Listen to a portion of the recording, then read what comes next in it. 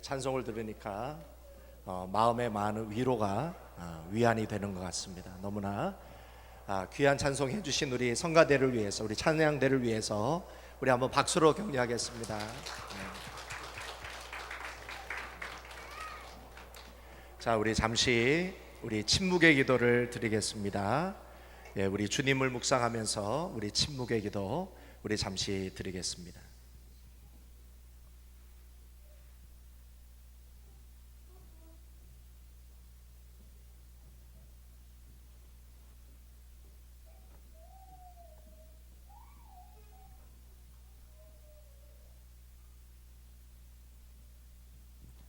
예수님의 이름으로 기도합니다.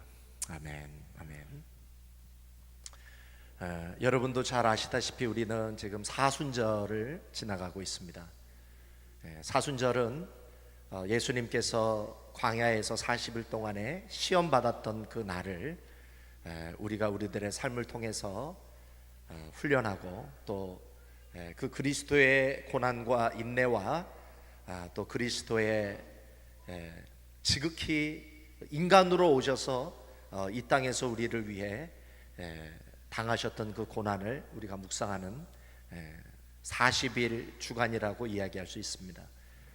특별히 이 사순절 기간 동안에 우리의 그 신앙의 선배들 또 믿음의 조상들은 침묵과 그리고 금식 그리고 묵상과 기도 그리고 회개와 또 자기 부인을 훈련하는 시간을 가졌습니다. 아마 이 사순절 기간 동안에 또 그리스도를 닮고 또 그리스도와 연합되기 위해서 여러분들 가운데는 하루에 한 끼 금식을 이렇게 훈련하시는 분도 아마 계실 것입니다. 특별히 40일 특별 사순절 새벽 기도회 매일 또 나오시는 분도 계시고 또 어떤 분은 또 성경 읽기를 통해서 하나님께서 내게 주시는 하나님의 그 음성에 귀를 기울이는 그런 시간을 보내고 계시는 분도 아마 계실 것입니다. 자신에게 맞는 그런 방법으로 또 이 사순절을 통해서 그리스도를 닮고 그리스도와 연합되는 그러한 시간을 여러분들 보내고 계시는 줄 믿습니다. 저도 한 주간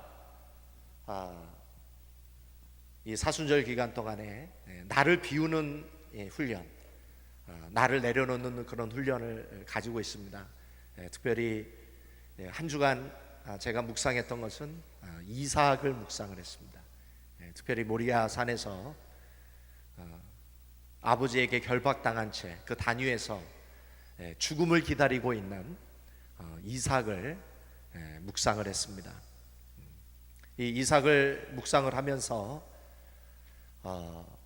그 이삭의 생애 속에서는 이 자신이 하나님 앞에 죽었던 3번의 이 장면이 나온다는 것을 발견을 했습니다. 이삭의 자아가 3번 죽는 그런 장면. 그런데 놀라운 것은 하나님께서 언제 이삭을 만나 주셨느냐? 바로 이삭이 그의 자아가 죽고 이삭이 가장 위급한 그 순간, 이삭의 생애 속에 가장 위기의 그 순간에 하나님은 이삭을 만나 주셨다라는 사실이죠. 하나님께서 아브라함에게 말씀하시기를 이삭을 죽이라 그랬습니다. 이삭을 죽여서 제단에 불태우라. 아브라함은 그 이해할 수 없는 말씀에 순종하기 위해서 이삭을 결박해서 단 위에 내려놓고 칼을 들어 죽이려고 했습니다. 이삭은 그때 나이가 20살이었죠. 120세의 아버지가 자기를 결박을 해서 단 위에 내려놓고 죽이려고 하는데 이삭은 그 순간에 그 죽음을 맞이합니다. 그 죽음을 기다리죠. 근데 바로 그 순간에 하나님이 이삭을 만나러 찾아오시는 거예요. 그때 하나님이 이삭을 찾아오시는 것이죠. 이삭의 생애 속에 언제 하나님을 만났냐면 바로 그때 이삭이 하나님을 만납니다. 비록 이삭은 하나님의 임재로 말미암아 죽지는 않았지만 그의 자아가 그 제단에서 불태워 하나님 앞에 올라가게 되는 것이죠. 그런 의미에서 우리의 생애 속에 찾아오는 어려움, 고난, 고통, 위기, 때로는 피곤함, 지침, 이러한 내 인생 속에 나를 연단하는 그러한 어려움은 이삭의 영성으로 보건대 그것은 하나님을 만날 기회인 줄 믿습니다.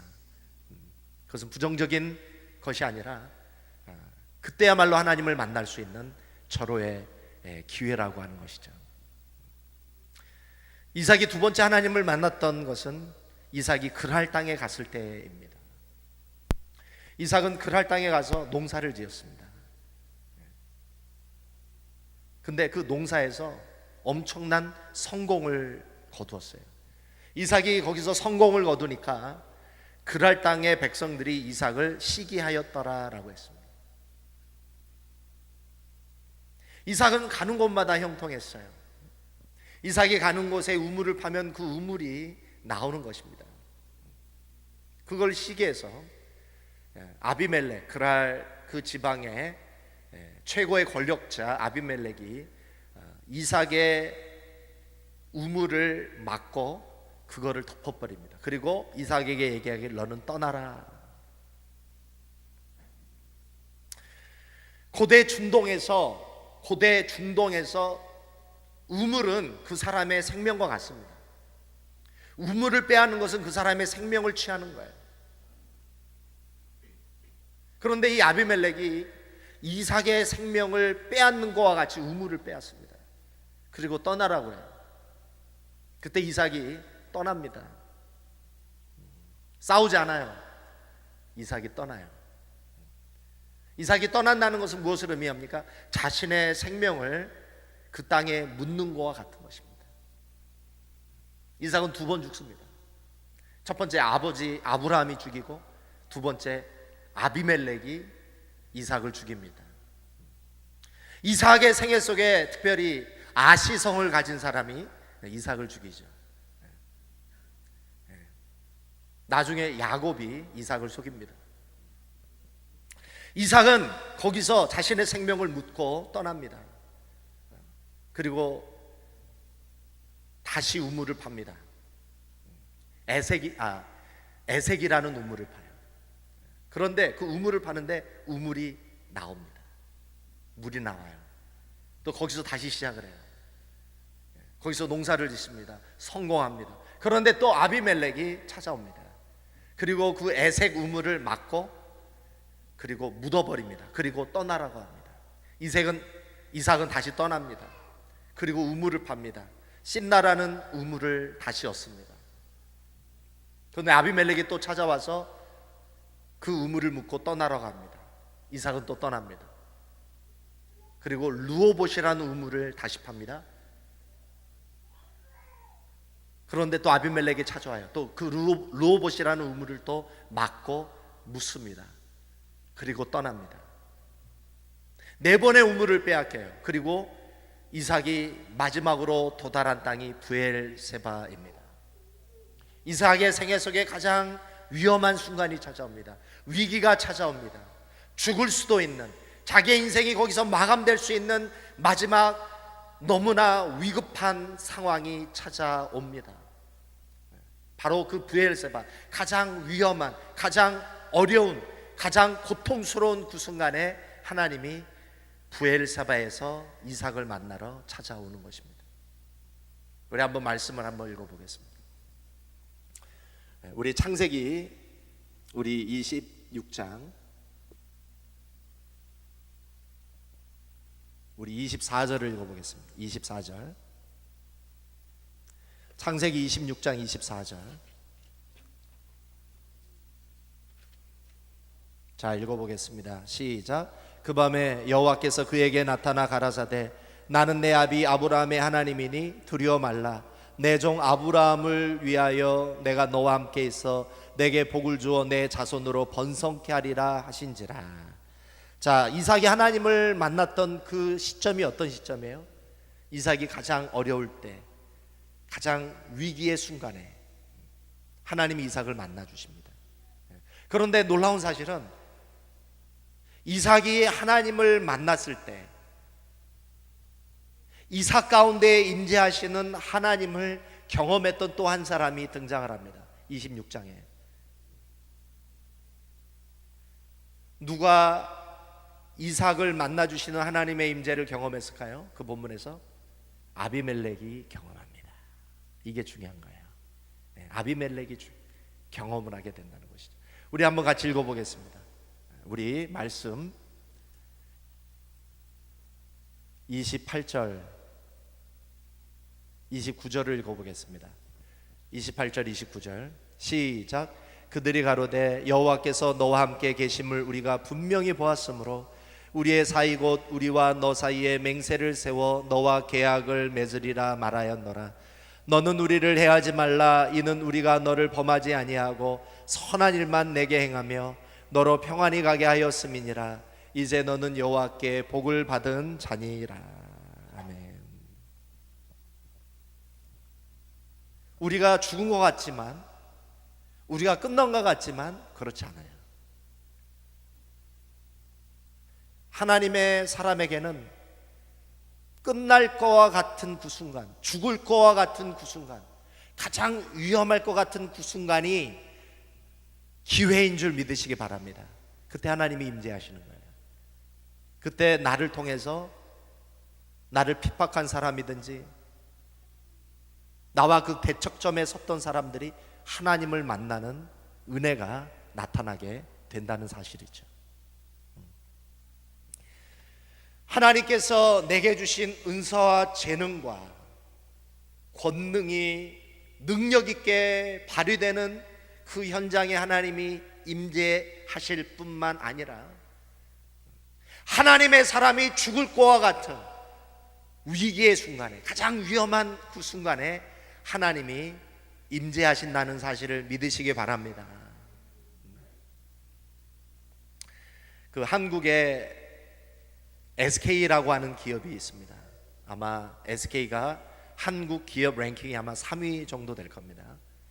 근데 이 SK가 승승장구할 그 무렵에 매스컴을 통해서 참으로 많은 사람의 이목을 주목하게 만들었던 기사 하나가 등장을 했습니다. 그 기사는 바로 SK 회장 최태원과 그 와이프, 그 아내 노소영의 이혼에 관련된 기사였습니다. 그게 굉장히 한국 사회에 화제가 됐죠. 그때 많은 사람들이 그 기사를 보고 물었습니다. 어떻게 모든 것을 가진 사람이 그렇게 불행할 수 있는가? 아마 그 기사를 봤던 사람들 중에는 그러한 질문을 하지 않았던 사람이 별로 없었을 것입니다. 여러분, 노소영 씨는 어떤 사람입니까? 노소영 씨는 대통령의 딸이었습니다. 여러분도 잘 아시다시피 노태우 대통령의 딸이죠. 그뿐만이 아니죠. 배경만 좋은 게 아닙니다. 서울대 공대를 졸업했습니다. 스탠포드 대학에서 석사를 했습니다.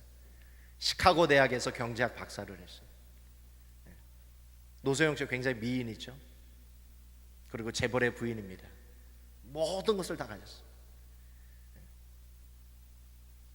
아마 여자들에게 있어서는 가지고 싶은 모든 것을 다 가졌어요. 근데 불행한 거예요. 사람들은 이해를 못해요. 어떻게 모든 것을 가졌는데 어떻게 불행할 수 있는가?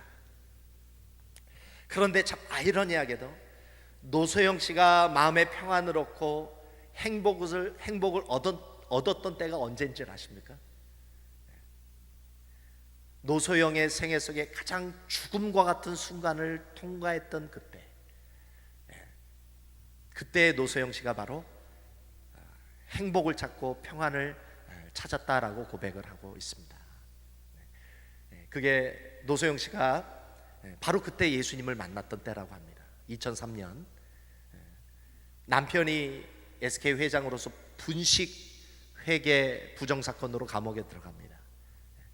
그때 막내 아들이 소아당뇨라는 불치병을 얻어요. 병원에 입원합니다.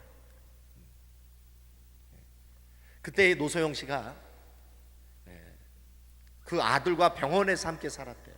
언제 죽을 줄 모르는 그 아들을 간호하기 위해서 그곳에 사는데, 노소영 씨가 그때 너무나 고통스러워서 잠을 잘 수가 없었대요. 그래서 그때 병실에 누워있는 아들과 함께 침상에 그냥 들어 누워 있었대요.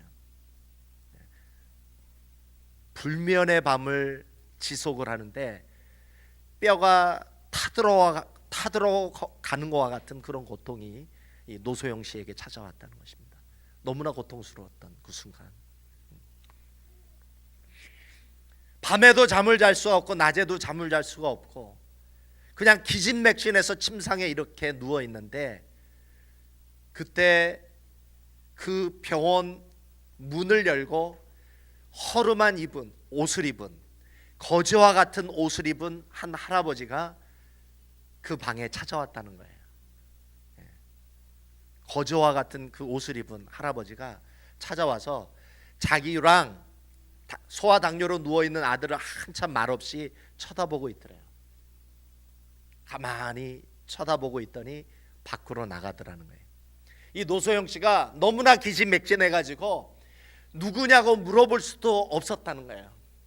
누구라고 물어볼 수도 없이 그 할아버지가 병원 방문을 나가고 나서 그 다음 날이 됐어요.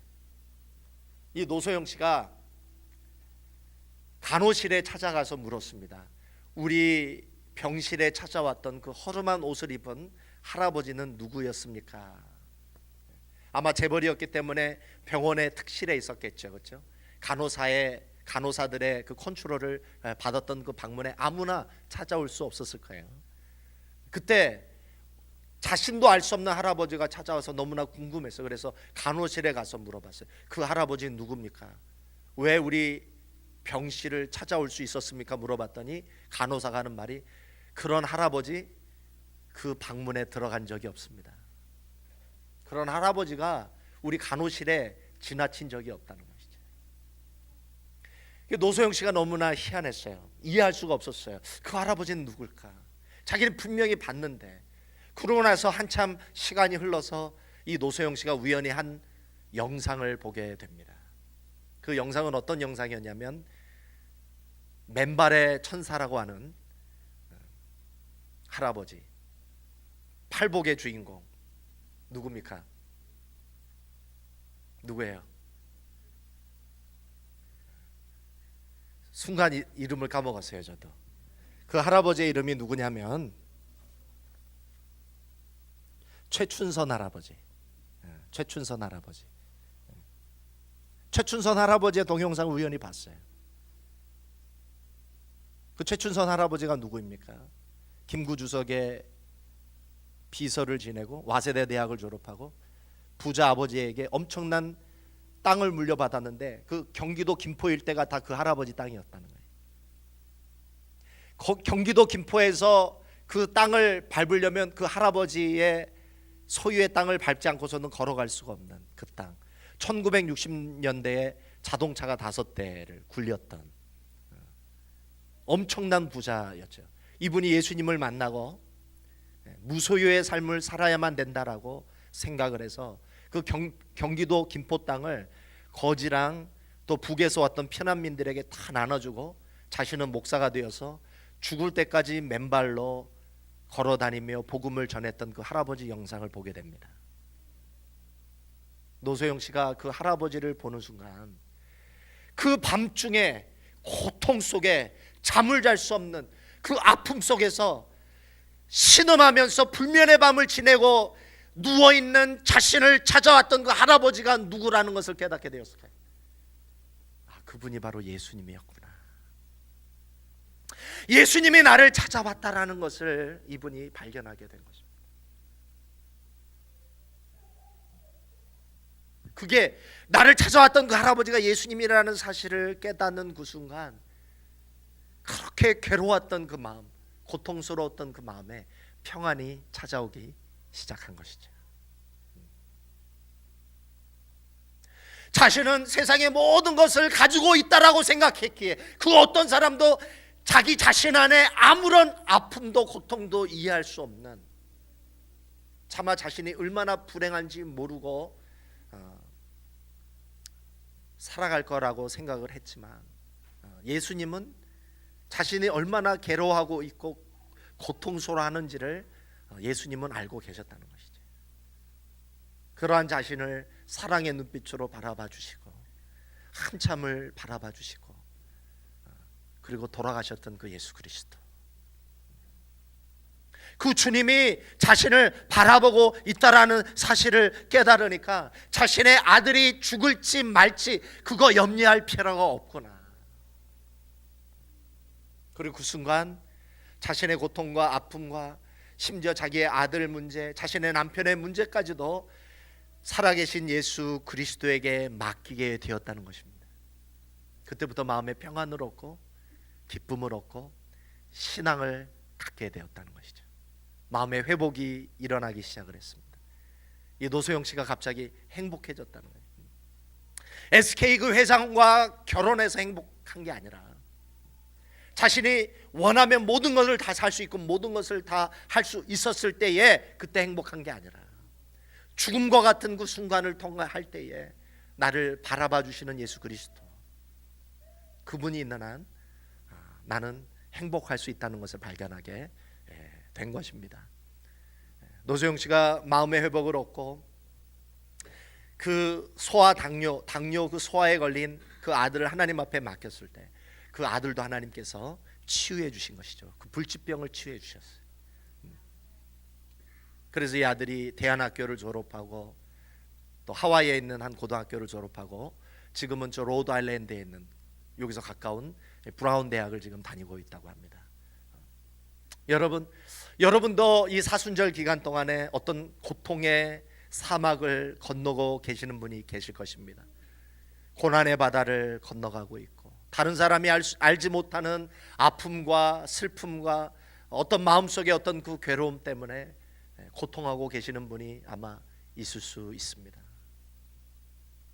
그러나 그때가 바로 우리들의 생애 속에서 가장 비참한 순간이 아니라 바로 그때 우리 주님이 찾아오신다는 것이죠.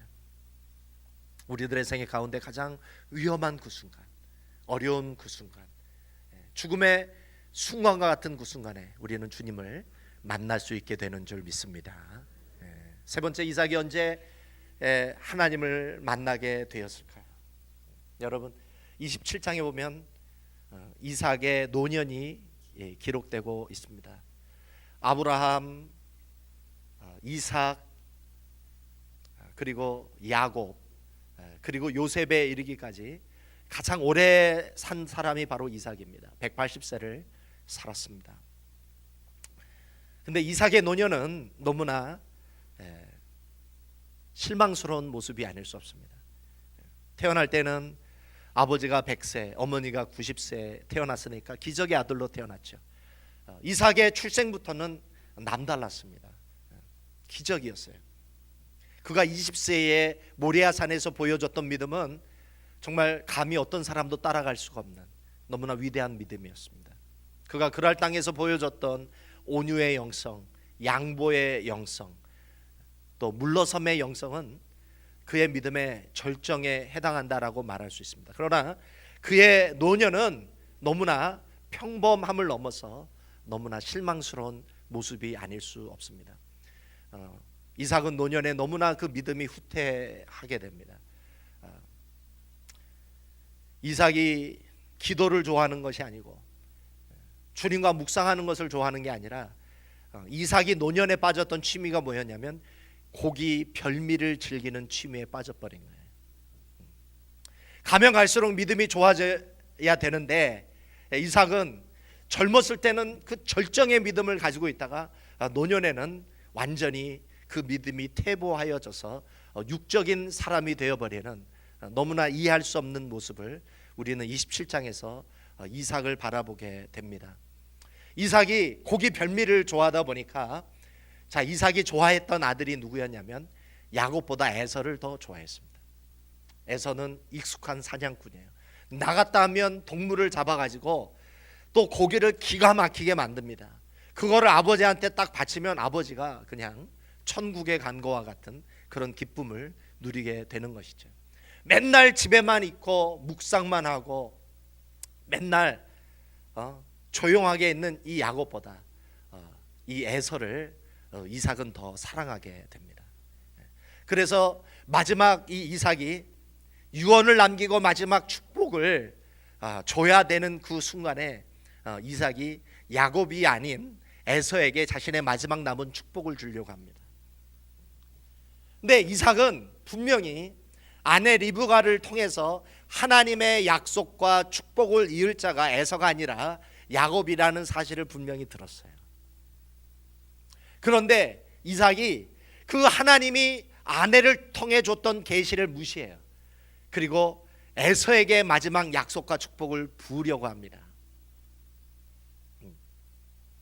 에서가 육적인 아들이고 하나님의 약속에 관심이 없고 하나님을 묵상하는 것 관심이 없고 하나님의 축복에 관심이 없음에도 불구하고 에서에게 이 축복, 마지막 축복을 부으려고 하니까 리브가와 야곱이 이삭을 속여서 야곱이 그 대신 축복을 받는 장면이 굉장히 유명하죠. 여러분 다 아실 거라고 저는 믿습니다. 그런데 자, 이 이삭이 야곱에게 마지막 축복과 약속을 다 쏟아 붓고 나니까 나중에 에서가 고기를 잡아서 별미를 바치기 위해 찾아옵니다. 그때 이삭이 자기가 속은 것을 깨달아요. 근데 이 이삭이 자기가 속았다라는 것을 깨달았을 때 보여줬던 반응이 나와요. 우리 같이 한번 읽어보겠습니다. 자, 이삭이 어떤 반응을 보여줬을까요? 우리 창세기 우리 27장 우리 32절을 같이 읽어보겠습니다. 32절.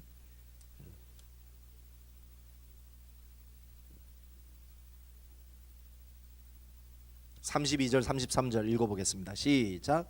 그 아비 이삭이 그에게 이르되 너는 누구냐? 그가 대답하되 나는 아버지의 아들 곧 아버지의 맏아들 에서로소이다. 이삭이 심히 크게 떨며 가로되 그런즉 상냥한 고기를 내게 가져온 자가 누구냐? 너 오기 전에 내가 다 먹고 그를 위하여 축복하였은즉 그가 정녕 복을 받을 것이니라. 자, 33절에 어떤 장면에 나옵니까? 이삭이 심히 크게 떨며라는 장면이다. 그냥 심히 떤 게 아니에요. 그냥 크게 떤 게 아니에요. 심히 크게 떨며 부들부들 떨었다. 부들부들. 자, 이삭이 자기가 속은 것 때문에 분해서 떨었을까요? 이삭이 여기서 자기가 속아서 분해서 떨었을까요? 아니에요. 그게 아니에요.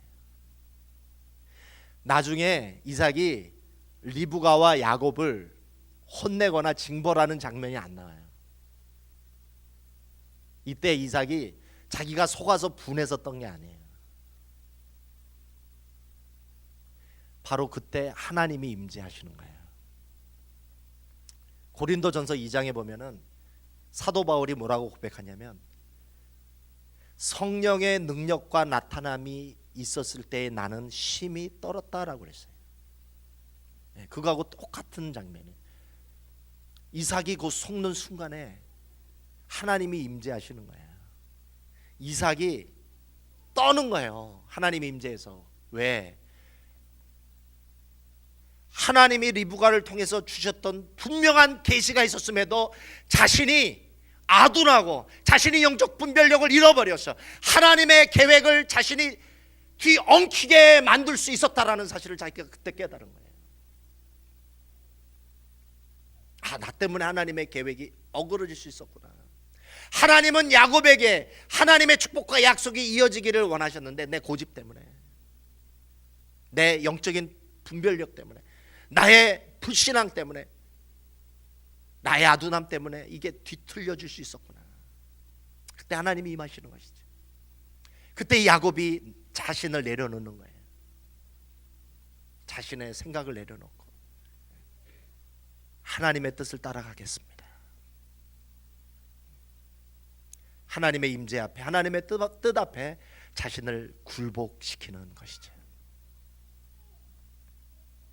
그래서 이삭이 떨었다는 것입니다. 우리는 이 사순절을 지나가며 우리는 우리들의 삶 가운데 여러 가지 어려움, 고난, 고통, 여러 가지 불편함, 여러 가지 삶의 어려움을 만날 수 있습니다. 여러분, 그때 하나님 앞에 여러분 자신을 내려놓으실 수 있기를 주님의 이름으로 소망합니다. 그리고 그 하나님이 나에게 주시는 고난과 연단과 어려움 앞에 우리가 불평하는 것이 아니라 나를 내려놓고 나를 굴복하고 그리고 하나님과 인내하며 더 감사함으로 그 어려움과 고난을 통과할 수 있기를 주님의 이름으로 소망합니다.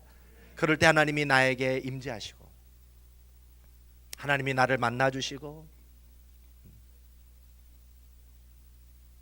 하늘에서 하나님의 뜻이 이루어진 것처럼 이 땅에도 또 내 삶을 통해서 하나님의 뜻이 이루어지게 될 줄 믿습니다.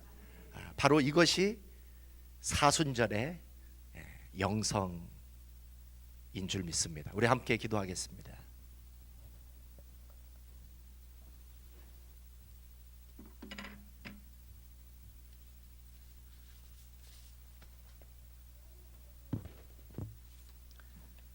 우리 같이 기도하실 때